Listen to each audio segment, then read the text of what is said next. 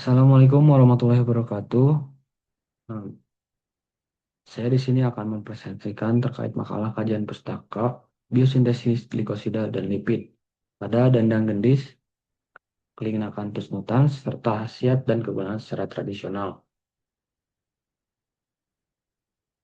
Sini saya izin memperkenalkan diri, nama saya Faidana Farazik dengan NIM 2450 atau 91246. Saya dari kelas G, Program Studi Sarjana Farmasi, Fakultas Farmasi, Universitas Jenderal Ahmad Yani. Di sini saya akan berterima kasih kepada dosen pengampu saya yaitu Dr. Apoteker Arisri Yaswari, SSI Mesi, Dr. Apoteker Soraya Rianti, SSI Mesi, Dr. Apoteker Fahrau Paramayuda, MSC, Apoteker Yeni Karlina, MSI, Apoteker Nita Yulianti, MS Farm, Apoteker Rizka Kaguntina, M.Farm.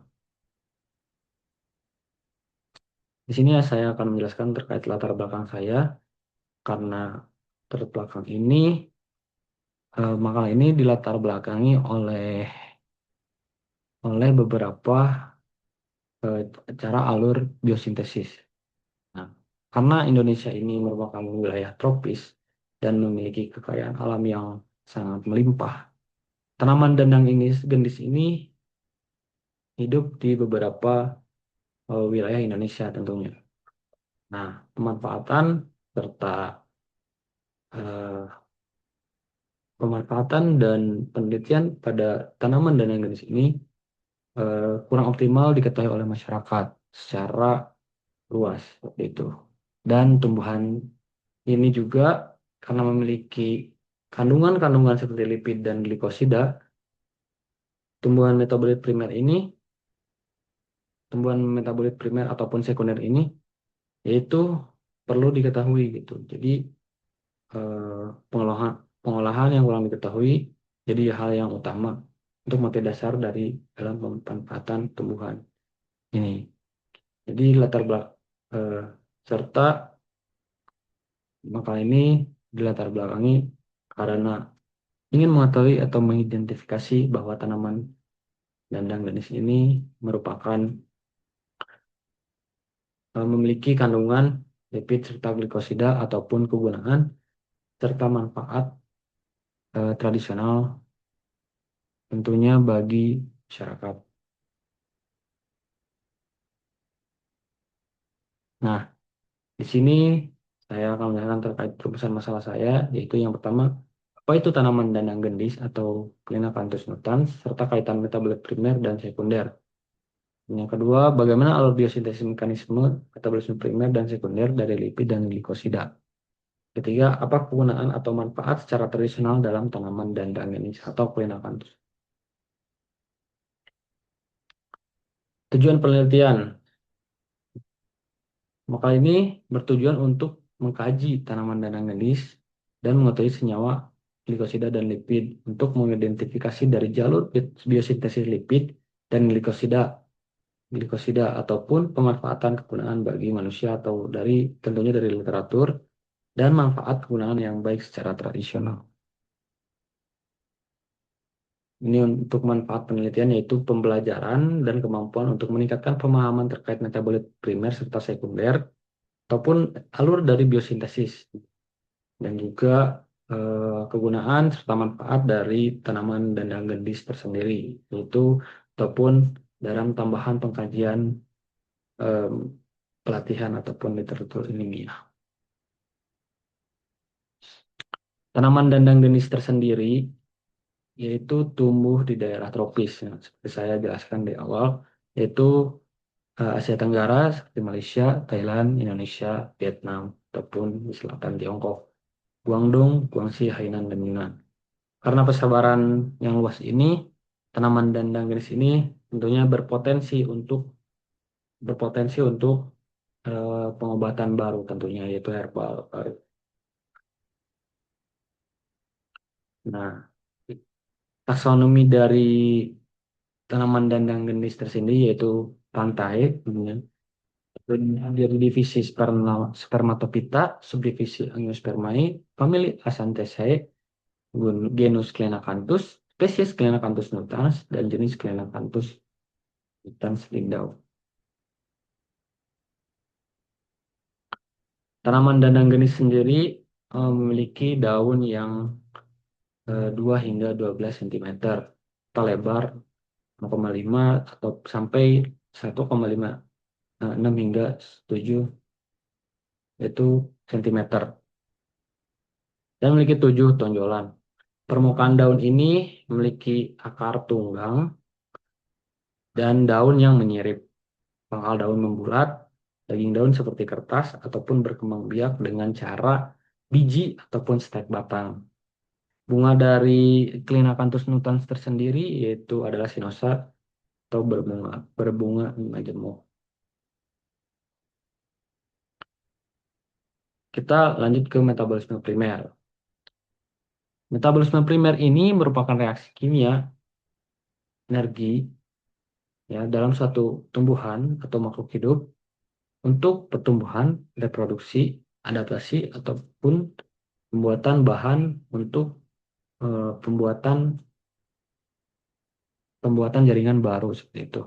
Nah, distribusi untuk semua sel ini karena metabolisme primer ini berfungsi untuk semua sel di tumbuhan untuk mendapatkan lipid atau ATP dan karbohidrat atau senyawa-senyawa lain tentunya. Nah, ini adalah glikolisis, yaitu contoh dari metabolisme primer ataupun siklus Krebs ataupun asam sitrat ataupun asam trikarboksilat untuk tentunya kebutuhan kebutuhan sel bagi pembentukan ataupun pemecahan. Itu adalah mekanismenya untuk pembentukan dan pemecahan. Tuh. Metabolisme primer. Metabolisme primer tersendiri yaitu karena disinggung dari glikolisis, kita harus mengetahui apa itu glikolisis tersendiri. Glikolisis dalam bahasa Yunani yaitu glikos, yang berarti gula, ya gula, dan lisis, ya lisis itu artinya pemecahan atau degradasi. Nah, glikolisis tersendiri terjadi menjadi 10 reaksi yang dikatalisis enzim dan tahapan tahapan yang panjang enzimatis yaitu secara garis besar dibagi dua yaitu investasi dan oksidasi. Secara biokimia. Nah, di sini ada metabolisme primer. Contohnya ini ada gambaran dari proses gula atau glukosa yang didapat dari fotosintesis. Contohnya ini air ya, yang diserap oleh akar tanaman dan masuknya karbon dioksida. Lalu energi dari matahari dan mengeluarkan oksigen serta pemecahan di gula. Nah, gambaran glikolisis tersendiri ini ada tahapan investasi dan oksidasi itu secara anaerob untuk mendapatkan ATP ataupun dari pH untuk menghasilkan piruvat. Nah, piruvat tersendiri akan masuk kepada siklus asam sitrat yang tentunya banyak dengan cara proses aerob ataupun melepas karbon dioksida untuk mentransfer NADP+ dan FAD. Karena ini untuk mendapat em, asam asam yang lain seperti itu. Nah, fosforilasi oksidatif ini itu adalah pembentukan 95% dari pembentukan sel untuk mendapatkan ATP yang lebih besar gitu. Karena ketika siklus asam sitrat ini dibutuhkan untuk adanya ATP atau adenosin fosfat ataupun energi. Nah, selanjutnya di sini karena lipid merupakan metabolisme primer, jadi kita akan bahas yaitu lipid terlebih dahulu. Lipid, lipid ini yang pertama itu proses dari biosintesis lipid ini yaitu kondensasi itu pada langkah awal. Dan yang kedua ada reduksi, yang ketiga ada dehidrasi dan ada reduksi kembali gitu. Nah, kondisi ini diulang sebanyak 7 kali dan untuk membentuk palmitat yaitu akan membentuk dari eh, trigliserida ataupun lipid nantinya. Nah, ini contohnya itu reduksi dari gugus asam asetil sampai dan reaksi dehidrasi dan untuk menghasilkan trans delta 2 butenol betonil ACP serta reduksi ikatan ganda untuk membentuk uritil ACP. Nah, ini gambaran dari alur biosintesis lipid. Ketika ketika asetil-CoA didapatkan dari fosforilasi oksidatif, ini akan jalan menuju asetil trikarboksilase. Dan ini akan eh, bereaksi dengan ATP serta ATP akan masuk ke dalam biotin karboksilase dan asetil-CoA akan masuk kembali secara reaksi kimia ini akan membentuk dari malonyl CoA.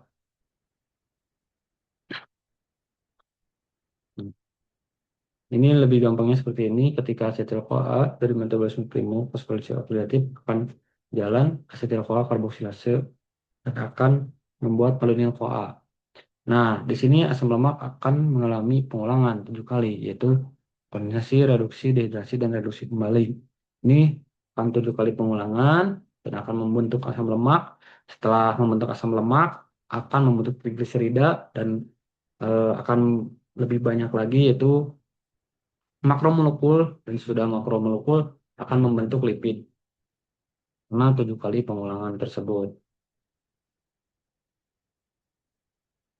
Nah, di sini selanjutnya ada metabolit sekunder. Metabolit sekunder itu terdapat pada bidang metabolisme yang hubungan dengan senyawa-senyawa yang tersebar, tentunya di beberapa atau di sedikit di alam. Namun, sekunder ini memiliki ditemukan pada organisme tertentu atau kelompok organisme lain.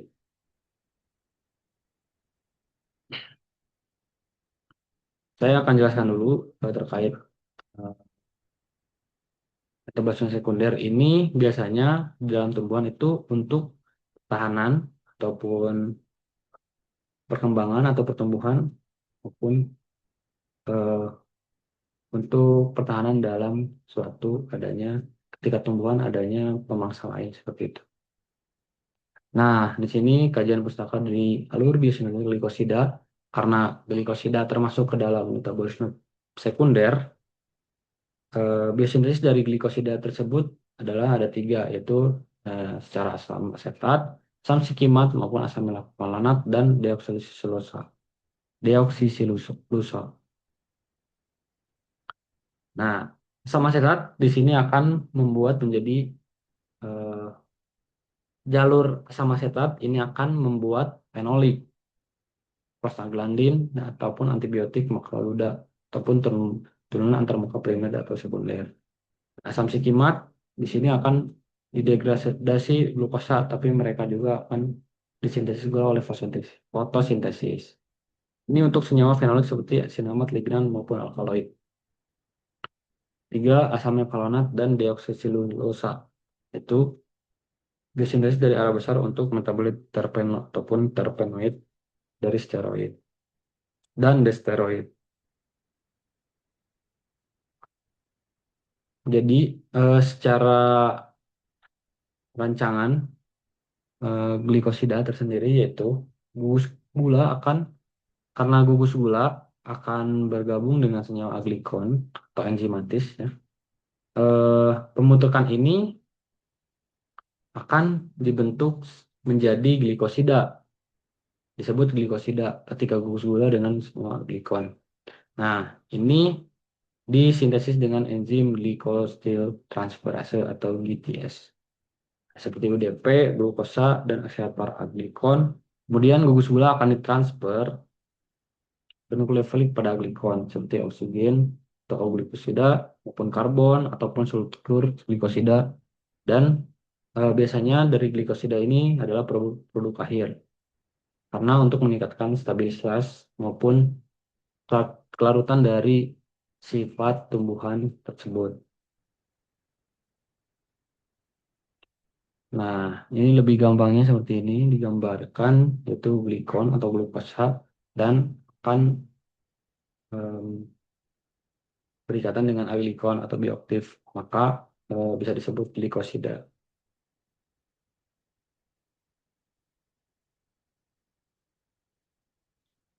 Kegunaan dan manfaat dari tumbuhan dan jenis tersendiri yaitu adalah antihiperlipid ataupun senyawa quinon, flavonoid. Ini merupakan fenol.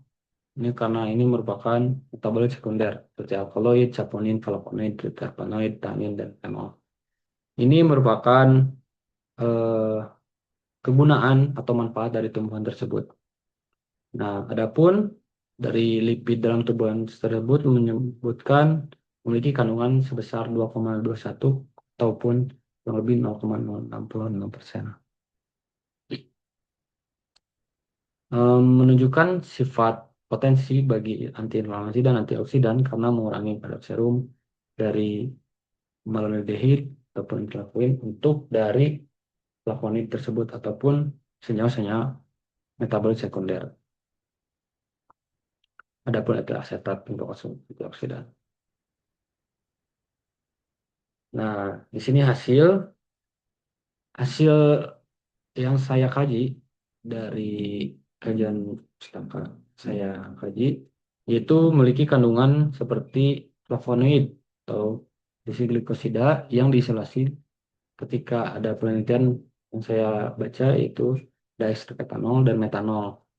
Tapi adapun glukosida yang mengandung sulfur serta dua gliserolipid. Nah, otomatis di sini memiliki kandungan lipid yaitu trigalaktosil dan digalaktosil dehidrasida.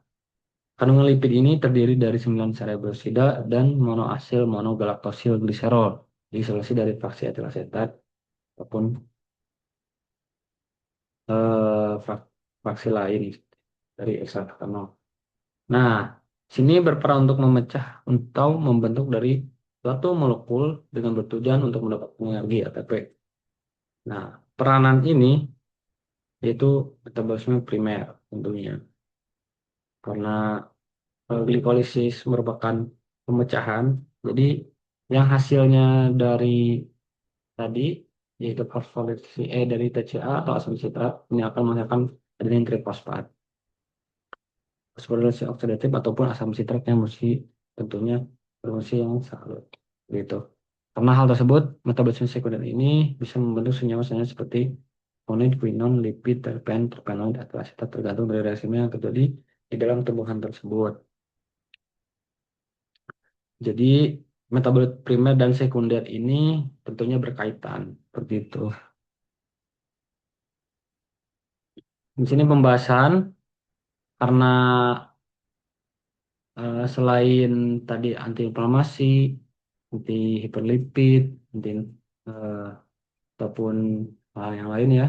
Karena ternyata dan tanaman dan jenis ini memiliki sifat untuk diuretik, yaitu untuk mensekresikan dari eh, antihipertensi ya tentunya dengan cara membentuk urin.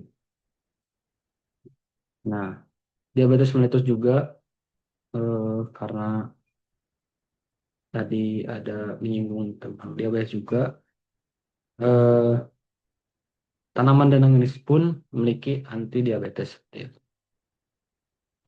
Pada aktivitas antiinflamasi tanaman ini secara bagaimana? Yaitu dengan cara menghambat jalur sinyal inflamasi seperti TLR4 dan FKB dengan berperan produksi sitokin proinflamasi seperti TNF alfa dan IL-6. Interleukin 6. Nah, kesimpulan saya terkait tanaman dan jenis ini merupakan yaitu tanaman herbal dan memiliki metabolit primer dan maupun sekunder. Metabolit primer yaitu adalah lipid karena ternyata tanaman dengan jenis ini memiliki lipid trigalaktosil dan digalaktosil digliserida yang melakukan tugas penting untuk menyimpan energi ataupun membuat membran sel. Selain itu, metabolit sekunder seperti glikosida ataupun flavonoid, quinon ataupun terpenoid ataupun alkaloid tanggung jawab untuk pertahanan dan mekanisme tumbuhan tersebut. Jalur metabolisme primer serta sekunder ini dimulai secara biosintesis lipid dengan pembentukan asetil-CoA kemudian menjadi milenial CoA, dan kemudian berbagai reaksi enzimatis yang menghasilkan asam lemak dan lipid kompleks tentunya. Nah, biosintesis glikosida pada metode sekunder itu terjadi melalui metabolisme sekunder, yaitu asam skimat, alonat, asam asetat, yaitu eh, dan asam lain. Tanaman dan jenis ini secara tradisional memiliki beberapa manfaat tentunya yang saya terapkan terkait seperti antioksidan, antiinflamasi, antidiabetes, dan antimikroba tentunya. Dan manfaat yang dimilikinya dengan jumlah tentunya dengan kandungan jumlah metabolit sekunder yang bermanfaat. Di sini saran saya itu karena perlu dilakukan penelitian lebih lanjut eh, secara in vitro ataupun yang lainnya, ataupun pembuktian dengan aktivitas biologis senyawa glikosida dan lipid yang terkandung di dalam tanaman dan amandis, ataupun pengkajian ataupun penelitian lain untuk mendukung dari pengajian ini. Di sini em, saya mengambil beberapa referensi dari daftar pustaka,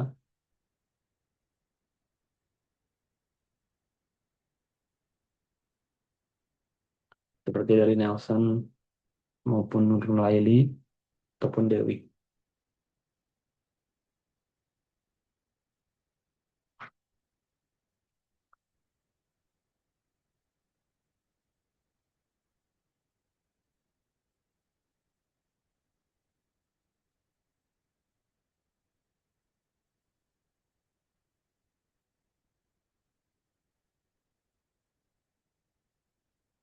Terima kasih, sekian presentasi saya.